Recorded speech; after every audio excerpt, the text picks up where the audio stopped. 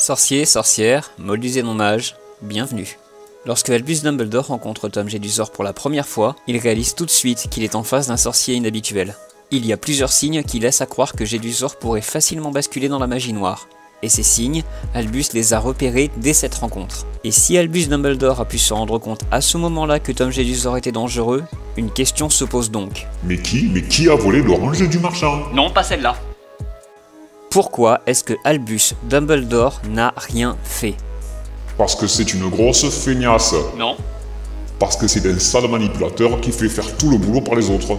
Non plus. Parce qu'il est barbu. Répulso. Une fois de plus, le poltergeist envole guère d'autres siens. La véritable raison pour laquelle Albus Dumbledore n'a pas agi, c'est parce que Dumbledore a appris de la manière la plus dure qui existe qu'un grand pouvoir ne donne pas le droit de manipuler les autres au nom du plus grand bien, mais au contraire, il donne le devoir de respecter le libre arbitre des autres, envers et contre tout. Je suis le professeur M, et bienvenue dans ce 3e cours de magie théorique.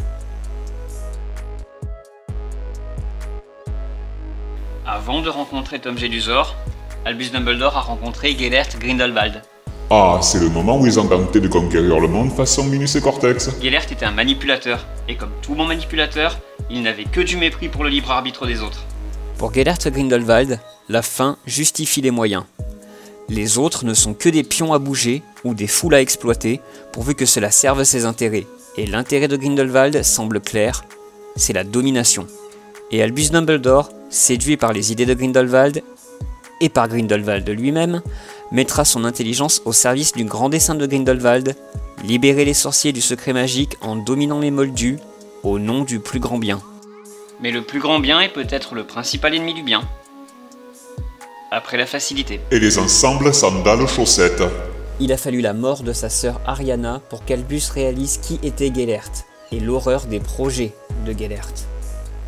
Grindelwald et Dumbledore, les maîtres invincibles de la mort.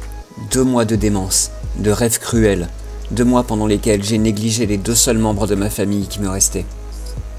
Et puis, tu sais ce qu'il s'est passé. La réalité est revenue, en la personne de mon frère, frustre, illettré et infiniment plus admirable que moi. Je ne voulais pas entendre les vérités qu'il me lançait à la figure. La discussion s'est transformée en bagarre, Grindelwald a perdu son sang-froid. Ce que j'avais toujours senti en lui, tout en faisant semblant de l'ignorer, s'incarnait soudain d'une manière redoutable. Et Ariana, après tous les soins que lui avait prodigués ma mère, toutes les précautions dont elle l'avait entourée, était étendue, morte, sur le sol.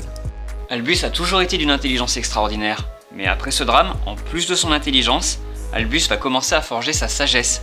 Il va apprendre de ses erreurs, et il va en tirer les leçons qui vont définir sa façon d'être, sa façon d'enseigner, et sa façon de considérer les autres. Albus Dumbledore a failli attenter au libre arbitre des autres pour ce qu'il pensait sincèrement être le plus grand bien. Il pensait sincèrement qu'il allait gouverner les sorciers pour le bien des sorciers et qu'il dominerait les moldus pour le bien des moldus. C'était peut-être un prétexte pour Grindelwald, mais pour Dumbledore c'était une véritable volonté. Et il a sincèrement pensé à ce moment-là que prendre le pouvoir par la force si c'était nécessaire, c'était parfaitement justifié. En réalisant son erreur, Albus se rend compte d'une chose. Ce n'est pas parce qu'on a la conviction d'agir pour le plus grand bien que c'est effectivement le cas.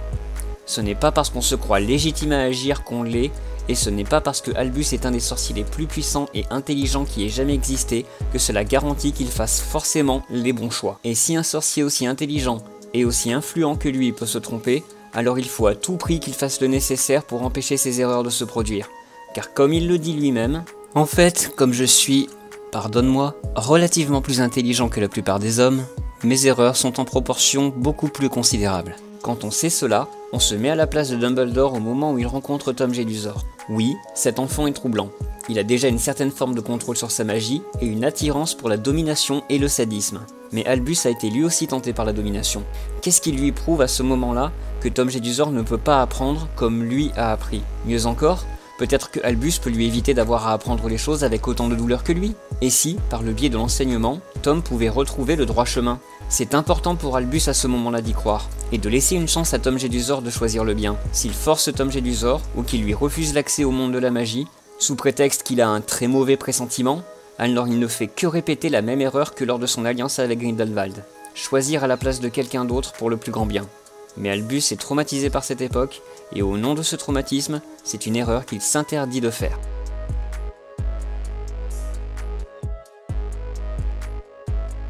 Avoue qu'il a toujours été flippant, le Gédusor. Il y a bien un moment où Albus aurait dû agir parce qu'il était à Poudlard. Quand il était à Poudlard, Tom s'est attiré les bonnes grâces de tous ses professeurs.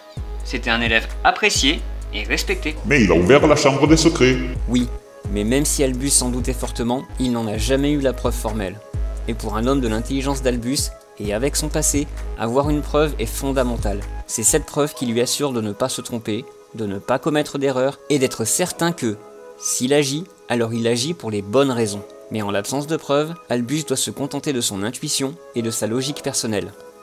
Et il l'a bien compris, encore une fois, lorsqu'il travaille avec Grindelwald. Ce n'est absolument pas suffisant pour garantir d'agir pour le bien. Mais parce qu'il doutait de Tom Jedusor, celui-ci ne s'est jamais permis de prendre plus de risques à Poudlard.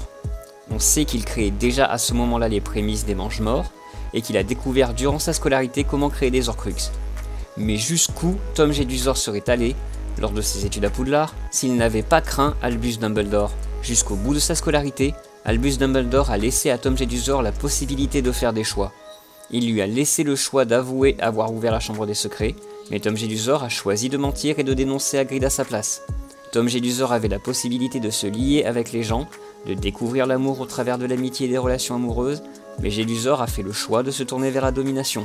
Tom Jedusor n'a jamais été contraint à choisir le mal. Il n'y a jamais été poussé, jamais manipulé, jamais convaincu, car Albus s'est assuré qu'à chaque étape de sa vie, Tom Jedusor aurait la possibilité de se tourner vers le bien. Et parce qu'il a agi ainsi, Albus Dumbledore peut être certain d'une chose. Personne n'est responsable de l'apparition de Lord Voldemort. Tom Jedusor est le seul responsable de ses actes, il est le seul à avoir pavé son chemin vers les ténèbres. C'est lui qui a choisi de tuer Hepzibah Smith et de s'approprier la coupe de Poufsouffle. C'est Tom Jedusor qui a choisi de laisser son journal derrière lui. C'est Tom Jedusor qui a choisi de diriger les Mange-Morts par la crainte. C'est Tom Jedusor qui a choisi de devenir Lord Voldemort. Et personne d'autre que Tom Jedusor n'est responsable de cela, car il avait la possibilité d'agir autrement. Albus s'en est assuré, mais Tom Jedusor, aveuglé par sa soif de pouvoir, par son besoin de prouver qu'il était exceptionnel, et par sa peur de la mort, a choisi délibérément la route vers le royaume du mal.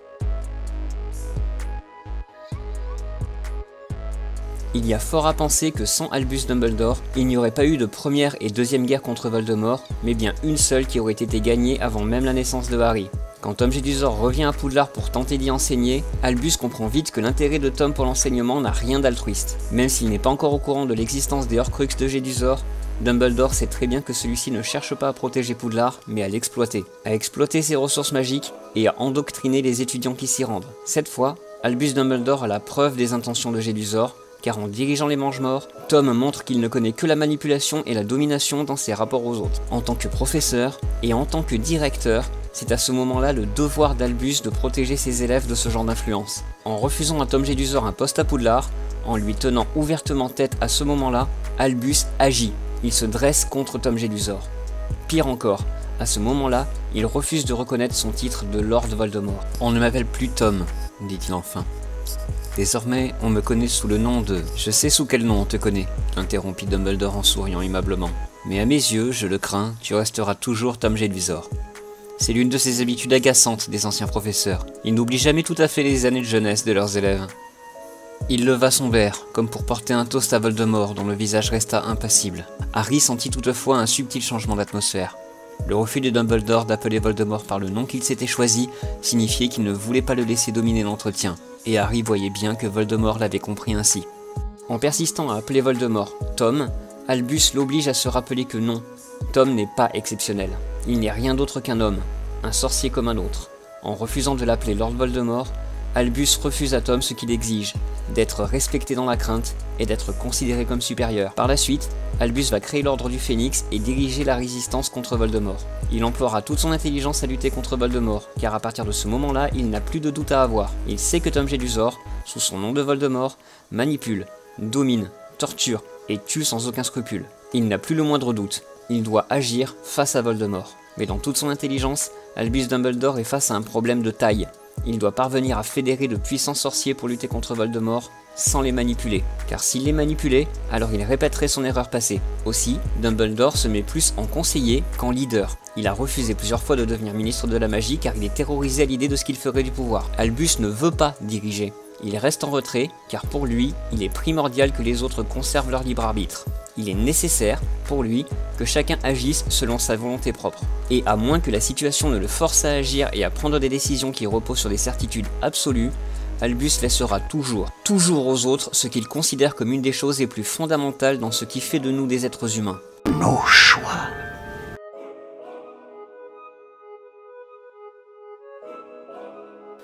Il y a quelque chose qui va pas, professeur. Ah ouais? Et quoi? Albus a manipulé Harry et Rogue pendant les 7 ans où Harry était à Poudlard. Il a tout organisé pour que Harry se sacrifie face à Voldemort à la fin. Tu crois ça, toi? Cette époque a été un défi pour l'intelligence de Dumbledore. Il était primordial que Harry se sacrifie face à Voldemort pour pouvoir le vaincre, mais il fallait en même temps qu'Albus respecte ses valeurs, et qu'il respecte le libre arbitre de Harry. Malgré le destin funeste qui attendait Harry au bout du chemin, Albus s'est soucié du bien-être de Harry, et même de son bonheur. Albus dit des mots effroyables à Harry en 5e année. Qu'est-ce que cela pouvait me faire si je ne sais combien de gens dont je ne connaissais ni les noms, ni les visages, trouvaient une mort violente dans un avenir indéterminé, du moment que toi, dans l'instant présent, tu étais vivant, en bonne santé et heureux. Albus n'a pas manipulé Harry pour qu'il se sacrifie à la fin.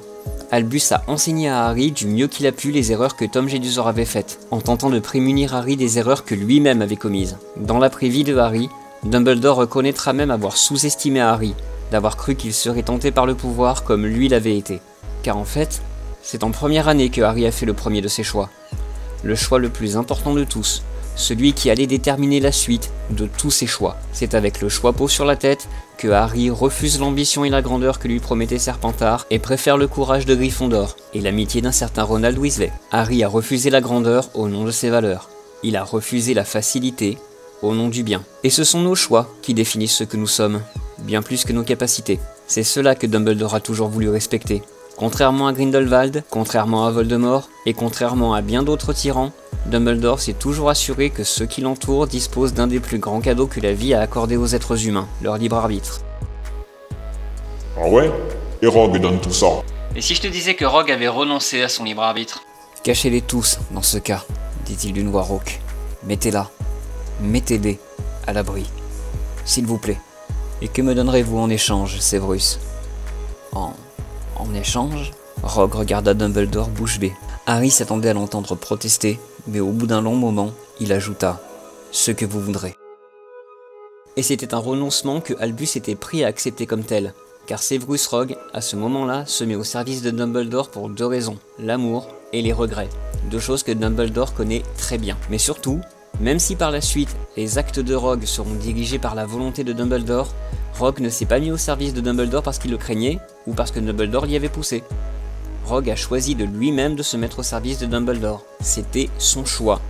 Un choix que Dumbledore a honoré en mettant Rogue non seulement au service du plus grand bien, mais également au service du bien de Harry, et ainsi, d'une certaine manière, au service de l'amour que Rogue éprouvait pour Lily.